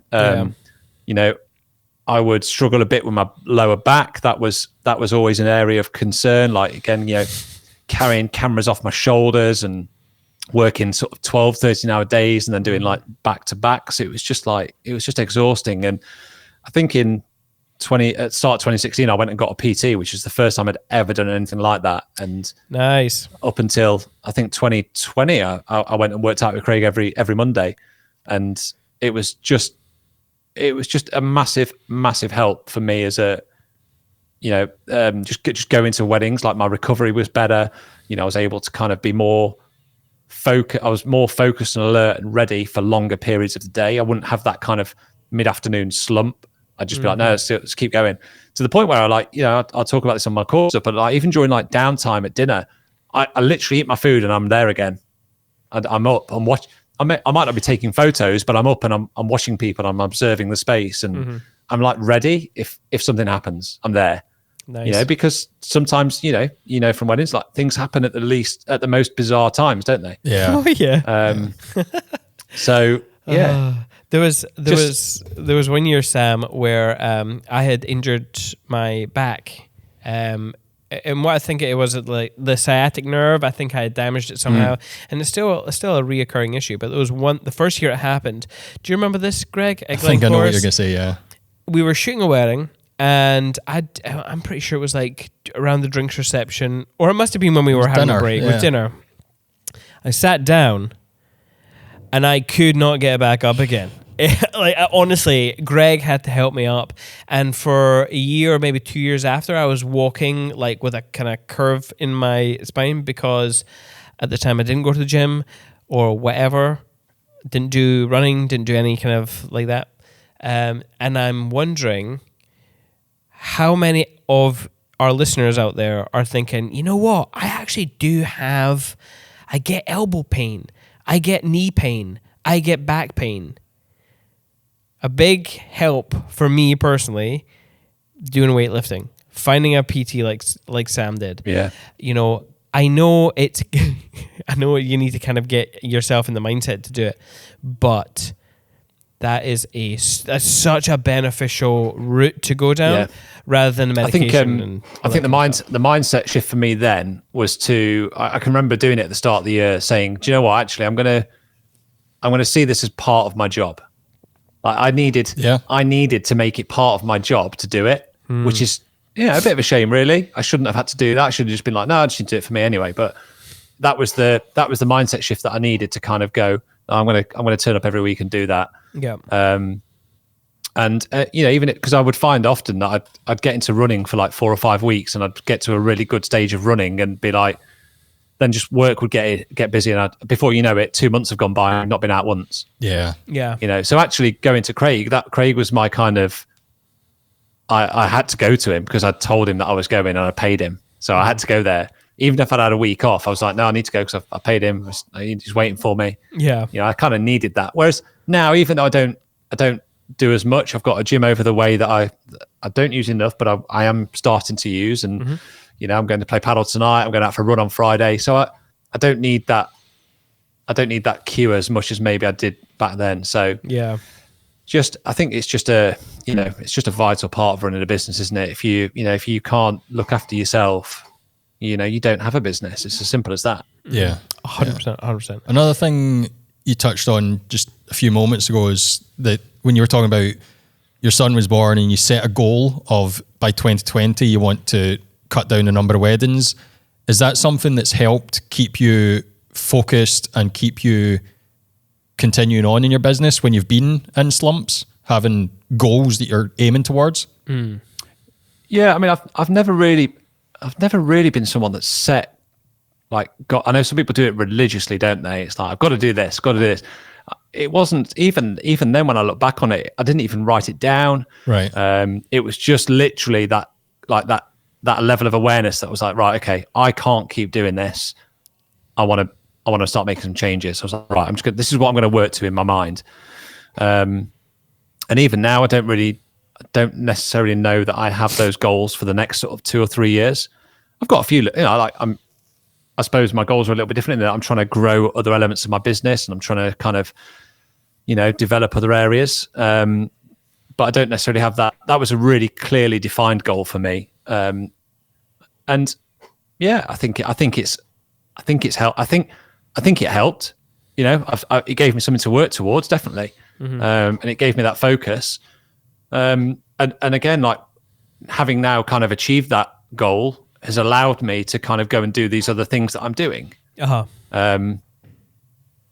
Because if I was still in like that sort of that price bracket and still doing even 35, 40 weddings a year, I wouldn't have the time for anything else. Yeah. And Totally. and I think the bigger, maybe it's not even just about getting to the price point where I could shoot less. It's almost that bigger idea that, do I want to be a wedding photographer when I'm 55, 60? I don't think I do. No, in fact, no. I tell a lie. I don't want to be. Okay. Yeah. Why? I don't want to be. I would like to. I'd like to be doing something completely different. It's not that I don't love weddings. Again, I have to be really careful when I say that. Like I genuinely we get you, still get a buzz. But I'm 40 this year, and I've had a great 10 years of being in the industry, and I don't see myself walking away from it yet. But I would like to think that over the next 2, 3, 4 years, that maybe some other doors will open that will be like, okay, this is the next stage, and this is where I'm going to go. And I don't know. I don't like the idea of just being in the same place again for that another 15 years. Yeah. Hey, the paddle championships are calling. That's what it should be. You want to watch some of the YouTube rallies and clips on there, then tell me you don't want to go and play paddle. I will definitely have a look. Do you guys want to be doing it when you're 10, 15 years time? I don't think so. Like, I don't. No. We've talked about it before. It's like when you're 50 or 60, are you still able to be sort of as creative? Well, you are able to be as creative, but relatable to the target audience. It's hard to see that. So probably not. But at the same time, I can't see that. I don't question that my work won't be like still good. Yeah. And still likable. I still think I'd be able to produce that level of work and people will pay for that and like it and love it. It's more just about, do I physically want to be going to weddings at that age? I'm not so sure. Yeah. There's definitely a youthful aspect to weddings. But Greg, look at us. We look like children anyway. We're unaged vampires. We're like what's that guy's name from Ant-Man? What's that? What's that guy's name from Ant-Man? Who's Ant-Man? Paul Rudd? Paul Rudd. Is that him? Like Paul Rudd or Chris Pratt. Okay. We're gonna get better with age. Anyway, sorry, bit of a brain fart. Sam, why do you think creatives get burnout? Like, why is that a thing? I mean, I think if you look at what you have in a day and a week and a month in terms of your actual physical output and what you can offer, there's only so much you can give. And I think it just comes from just taking on too much work. Like, I think creatives are like a really important part of any creative is to be able to rest and to reset. I don't know about you guys, but like I have all my ideas when I've stopped. I don't really switch off. And that's kind of like where another idea was born. Really, was that like kind of that constant like, oh, I've had another idea. Like, oh, I'm on a holiday, but my mind's just gone into overdrive. And I think, I think burnout's just a dangerous place to be, isn't it? Because your business is ultimately going to suffer. Like you're in that place of like being really busy, and that's kind of telling you it's great because you're really busy, but catches up with you at some point, whether that's physically, emotionally. And when it does catch up with you, that's when you're then open to a mistake or dropping a ball and something going a bit wrong. Yeah. And it's, you just have to be, it's just, you have to be careful, don't you? Yeah. We find that doing the podcast actually helps with sort of any sort of burnout type thing. It's like, it's a chance to sit down and just openly talk with people and get your thoughts out, get your ideas out. And it's almost like therapy. Yeah, absolutely. Yeah. I mean, I don't know about you guys, but like as a takeaway from our podcast that I didn't really anticipate is the lessons that I've taken from our speakers. Yeah. Have been like huge. Like I can look back to 3 or 4 moments over the last year where I'm like, I've heard them say something and been like, okay, yeah, I'm going to do that. Oh yeah, I'm going to do that. I've taken a valuable lesson from that person. Mm-hmm. Yeah. And it just becomes about having like a growth mindset, doesn't it? And an idea around just always wanting to learn and grow and develop. And I think that's, again, it all comes back to everything again that I'm doing here, like with the YouTube and doing the podcast. It's like, I'm just trying to just grow myself as an individual and as a creative, as a businessman, as, just don't want to be just, hey, I'm Sam and I'm just a wedding photographer. Yeah. Yeah. Do you think like sort of staying creative and pushing yourself with new challenges is a way to sort of force yourself out of a rut or out of burnout? Like, I remember one time we were sort of feeling a bit in a rut, and we just went to like our local coffee shop that we go to, and I was like, right, Simon, 1 lens challenge. You've got to like shoot a promo video in this place with just 1 lens. Do you think things like that can help with burnout? Oh, without a shadow of a doubt, like just finding something, just like reconnecting with what you're passionate about, isn't it?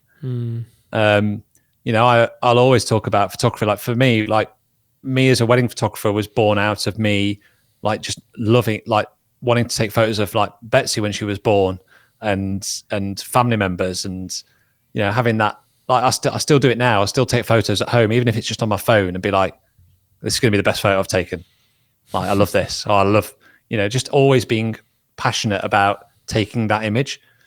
And yeah, I think just giving yourself little challenges, I think what it does is it makes you, I suppose it gives you that belief and that trust and that confidence in your own ability to be able to go and create. I think we all, like, it's just human nature to doubt yourself and to think, there's people out there that are better than you, especially in today's age.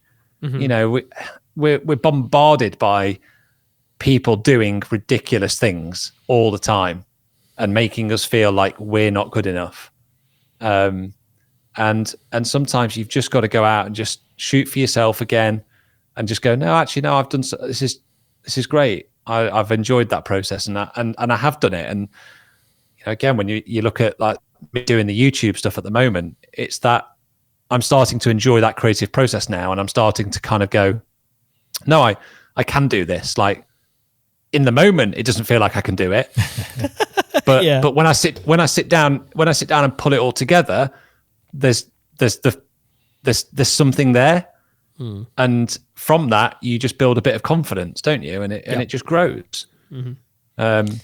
So I don't know if there's like a single answer for that question. It's just knowing that all creators feel that doubt and that burnout. It's normal, but giving yourself the space and the break to be able to kind of just step back from it and breathe, and then to go into a passion project, I think is probably the best bit of advice or process that you can kind of work through. Yeah. I know our listeners out there, they're going to be getting ready for Thrive. And I said this on Rebecca's episode, I think it was Rebecca's episode, that, we spoke about our own burnout in the podcast in the past, and we briefly touched on it with Rebecca. But when we went to that workshop for filmmakers, when we were in that rut, the light switch just hit. And I know if our listeners out there, they're getting ready for Thrive, if they're feeling like they are starting to become worried or they have that self-doubt, going to Thrive is a bloody good step to overcoming that, for sure. Yeah. And I wonder, for those people out there who are feeling the initial signs of burnout, or they do have like that doubt is just like pouring out of them and they can't control it. Do you have any words of encouragement to help them right now, even before they go to Thrive, or even for the people who aren't going to Thrive? Like, any words of encouragement, any tips, anything like that? Well, I think there's one thing that you mentioned then about going to Thrive, and it made me think of this one point, and that is that you might only take one thing away from that conference. Like, don't go there expecting it to change your life. Don't go there expecting to like fill a notebook and be like, oh my Lord, I've got so much to work through here. This is going to be amazing. You might just hear one of the speakers say one little thing, one sentence that could drastically alter your mindset and approach to where you're going to be going. And it's that 1%, 1 degree shift in direction that over time is going to compound, and it's going to alter everything that entire journey that you're on. And you've just got to be open to it. Yeah. You just have to go there with a clear mind, a willingness to want to take on board that whatever piece of information it might be when it presents itself. Yeah. By the way, I love that. I love that tip, or the little nugget, because it was one piece of advice that I heard. Greg, if I was to ask, what would you assume that one nugget of thing that I did that changed, that I heard at that workshop, that changed the work, what would it be? Can't remember who said it, but I remember for months afterwards, you kept going on about your crutches. Yes, that was more so like, the things that I did, the tools, but I more of an even basic thing. Would you know how to? Nope. No? It was expose for the highlights. That was it. Expose for the highlights. It's just a really simple thing that you would just take for granted now, isn't it? Such a simple thing. Yeah. But the kind of thought process for a lot of filmmakers, because we don't really have the latitude of like raw footage. I mean, we do now, but it's, and we can shoot in log now, even though we still don't. Even though it looks really dark, films are really dark. They use silhouettes. They use shapes more than, like all these like more creative decisions. Like if I'll share. Yeah, my one piece of advice that I took from somebody was Tyler Workin at a conference in 2015, and it was just the idea that 99% of his images that he ever takes, they're always just for his couple. They're nice, they're great images. They are what they are. They're, technically they're fine. But there's that 1% of those images, they're the ones that he's passionate about. They're the ones that are for him. Yeah. And that, what that did to me, it made me go, oh, okay. So I can just I'll let go of that weight of pressure on all of those other images needing to be what are, like, not every image needs to be a hero image. Yeah. Not every image, And then I flipped that a little bit and I kind of went, okay, well, if I'm just going to create, if 1% of all the images I take are going to be like the ones that are for me and the ones that I'm going to use for my marketing and my hero images on my shot, then maybe I just need to work harder and shoot more.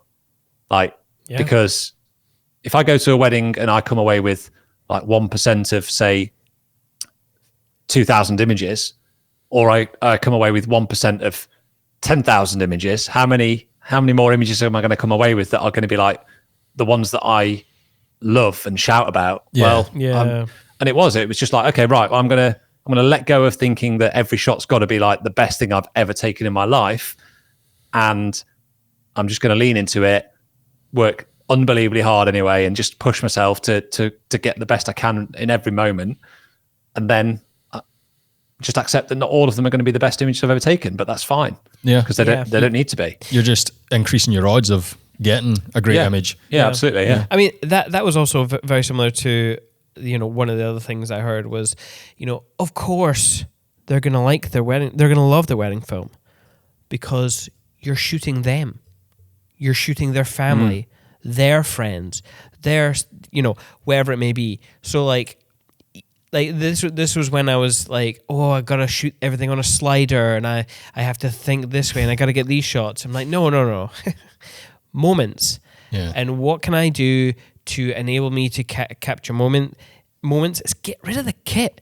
Shoot with your hands. Like, so I can quickly turn and grab Auntie Janice giving a huge big guttural laugh, or you know what I mean, like run around with the kids and follow them, and you just can't do that with such heavy gear. So reducing all the kit. Great. Speaking of the shooting, what is a shoot session with Sam? shoot session with Sam at Thrive going to look like? Like what have you got planned? Is there anything exciting? So this is a bit of an interesting one for me because I haven't really done live shoots before. It's not something I've ever, when I've done workshops, I've never really done live shoots. Right. And I think a lot, it's going to be, I'm excited by it. I'm excited because I know that the things that I do, when I really stop and think about it, they're very intentional. The things that I look for, the triggers that I have, the visual aesthetic I'm trying to create is there. And I think it's about, without going into too much about what I'm going to talk about, it's like a lot of it is around making how to engage with a couple, how to make them feel at ease, and how to like just really focus on like this, just the simple stuff, and how to just really execute that to the highest level. I think, I don't know if this is the same for video, but I think a lot of photographers almost fall into the trap of just trying a little bit too hard. Like, and I'm not saying you shouldn't try, like you should try, but like, do you know what I mean? Like trying to be too creative and too edgy and too out there, and actually just get like sometimes you've just got to get the simple, beautiful shots of your couple and let them feel comfortable and at ease in front of the camera. Yeah. That's it. But there'll be things around, what I look for in terms of framing and composition, and like background plays a really big part, I think, in a lot of work. I'll always pay really close attention to what the background is, and like either it's in terms of its shape or its color or its depth. So there's going to be a lot of things that we work through. I'm just looking forward to seeing what. Like, I'm also looking forward to seeing what questions people have got on those shoots. Like what do they want to know? Like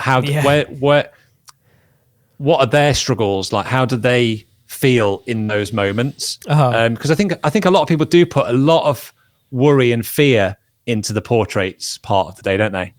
Like it's the be all and end all. It's got to, and I'm like, no, let's just do 10 minutes. And why do we do 10 minutes? Okay, well this is why. And just.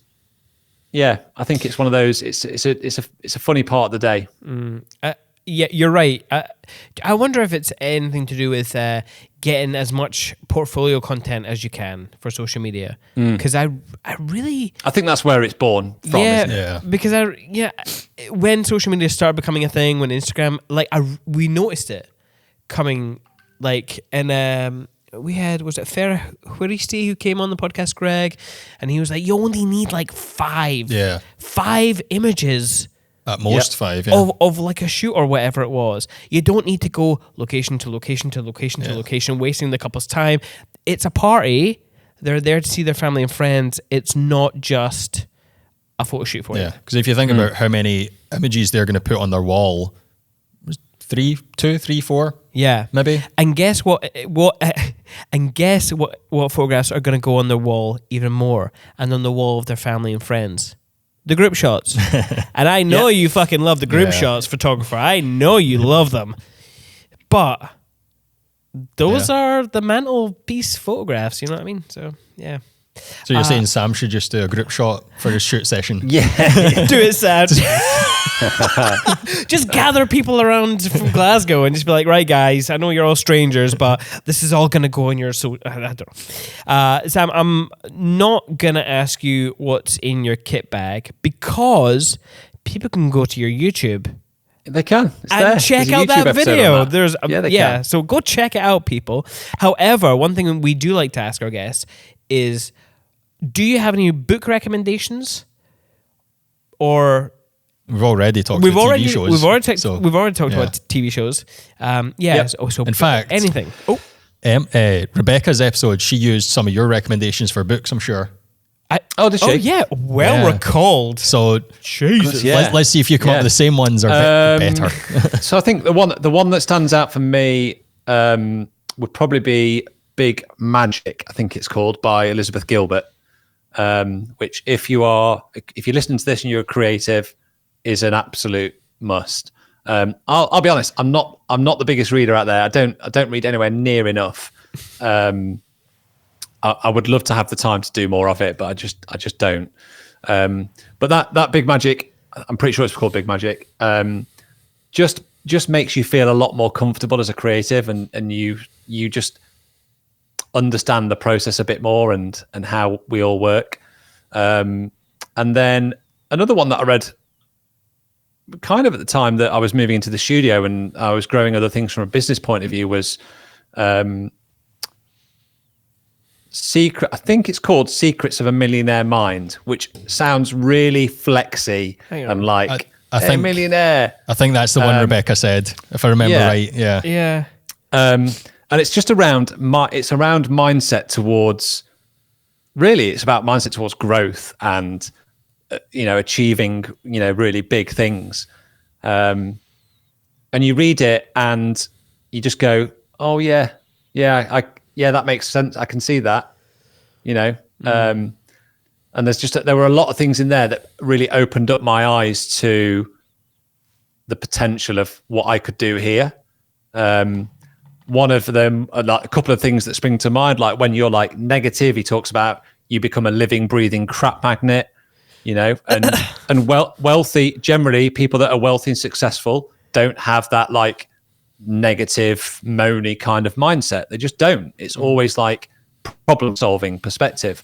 And then another point that I can remember, and this was a big one, was like your wealth is relative to the size of the audience that you can serve. And I think that kind of brings me back to why I'm doing what I'm doing now with YouTube.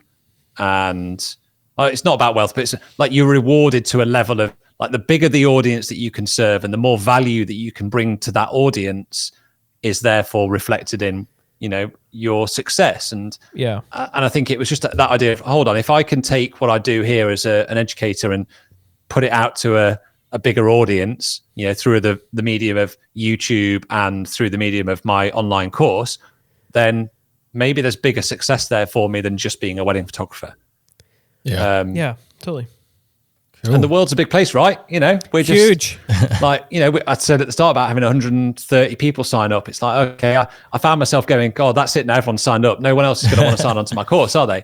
But you're like, hold on. They reckon there's 140,000 photographers in the US. Yeah. Okay, right. Yeah. There's a big market out there. Yeah. Definitely. So, yeah. Yeah. So last question and sort of wrapping up that we like to ask is, what's your one piece of advice that you would give to someone just starting in the wedding industry today? I don't know if it's a single piece of advice. It's probably like a few elements to it. But the first is just to be unbelievably passionate about wanting to create images. Like if you don't have the passion for taking a photograph, you won't make it. It's as simple as that. Or you will, it will run its course and you'll move on to something else. Like, you have to be passionate. You have to want to be passionate about getting better as well, and just being open to learning. And then just reminding yourself that no one's got it all figured out. No one really knows what they're doing. We're all just on our journeys. We're all on our own path. Some of us are further down that journey than others. That's fine. Just let those people do their thing. Focus on you. Focus on what you're passionate about, what speaks to you, what connects you as a photographer to just really kind of enjoy that process of learning and developing your style. The quicker you get to that, the better. Yeah. Yeah. I don't know if that's like 1 point or if there's a few in there. Like, kind of a bit of a messy answer, really. But it's fine. I think you kind of know where I'm coming from. It's a good piece of motivation for. We are 2 hours into it. Yeah. I was gonna say I'm looking at the desk thinking this is the longest episode we've done of the. We've talked, haven't we? We've definitely talked. I mean, I love a long form content. I love long form. It's great. So thank you very much. Let's wrap it up though, because we don't want to take too much of your time. That's all right. Sam Docker, thank you very much for joining us today. Thanks for having me. Sorry it took you a while to pin me down, but we got there. It's fine. I like a challenge. I mean, there's been a few podcast guests, which I enjoy the challenge, and I will fucking get you on whoever I need to get on. All right. Anyway, Sam, where can people find you online?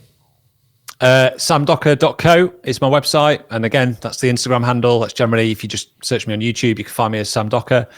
And then there's the podcast, which is Another Idea, and then the education platform is thecompleteweddingphotographer.com, which is launching today. Is it launching today, Amy? Yeah, it's launching today. Amy tells me it's Still launching on today. track. We're good. Thanks, so, Amy. We're good. So if you're watching this episode, it's out because this episode out. will be out in a few days' time. So Yes, very cool. Amazing. yeah. Yeah, awesome. Thank you very much, guys. Really nice to chat to you both. Thank you. Thanks for having me on.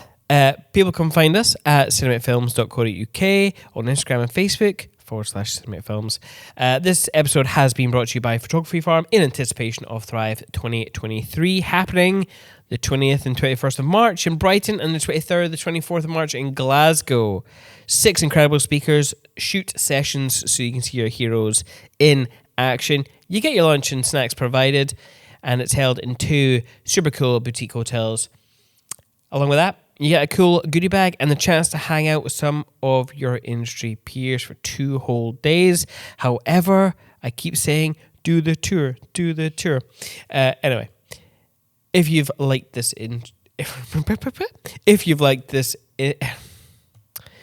third time's a charm. If you have loved this episode, hit that subscribe button and join us on YouTube at youtube.com/@Perspective by Cinemate, or wherever you get your podcasts. Even leave a review if you can be bothered. We hope to see you in the next episode. However, In the meantime, enjoy your Thrive.